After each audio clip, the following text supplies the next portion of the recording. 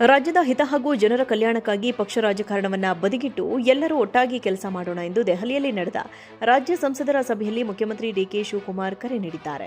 ಕೇಂದ್ರ ಸರ್ಕಾರದ ಬಳಿ ಬಾಕಿ ಉಳಿದಿರುವ ರಾಜ್ಯದ ಹಲವು ಪ್ರಮುಖ ಯೋಜನೆಗಳಿಗೆ ಶೀಘ್ರ ಅನುಮತಿ ದೊರಕಿಸಿಕೊಡಲು ಸಂಸದರ ಸಹಕಾರ ಅತ್ಯಗತ್ಯ ಎಂದಿದ್ದಾರೆ.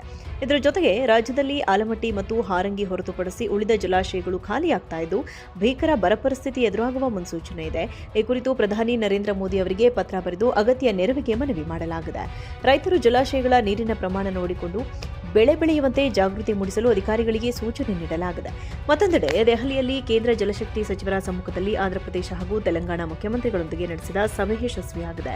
30 ಟಿಎಂಸಿ ನೀರು ಉಳಿಸಲು ತುಂಗಭದ್ರಾ ನದಿಗೆ ನವಿಲೆ ಸಮತೋಲನ ಜಲಾಶಯ ನಿರ್ಮಾಣ ಹಾಗೂ ಗೋದಾವರಿ, ಕೃಷ್ಣಾ, ಪೆನ್ನಾರ್, ಕಾವೇರಿ ನದಿಗಳ ಜೋಡಣೆ ಯೋಜನೆಗೆ ಮೂವರು ಮುಖ್ಯಮಂತ್ರಿಗಳು ಐತಿಹಾಸಿಕ ಒಪ್ಪಿಗೆ ಸೂಚಿಸಿದ್ದಾರೆ.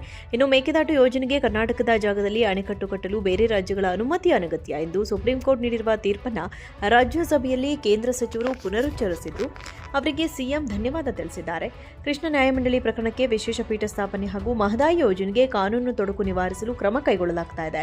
ಕೇಂದ್ರದಲ್ಲಿ ರಾಜ್ಯದ ಯೋಜನೆಗಳ ಫಾಲೋಅಪ್ಗಾಗಿ ದೆಹಲಿಯ ಕರ್ನಾಟಕ ಭವನದಲ್ಲಿ ಪ್ರತ್ಯೇಕ ರೆಸಿಡೆಂಟ್ ಕಮಿಷನರ್ ನೇತೃತ್ವದ ಹೊಸ ತಂಡ ರಚಿಸುವುದಾಗಿ ಡಿಕೆ ಶಿವಕುಮಾರ್ ಸ್ಪಷ್ಟಪಡಿಸಿದ್ದಾರೆ.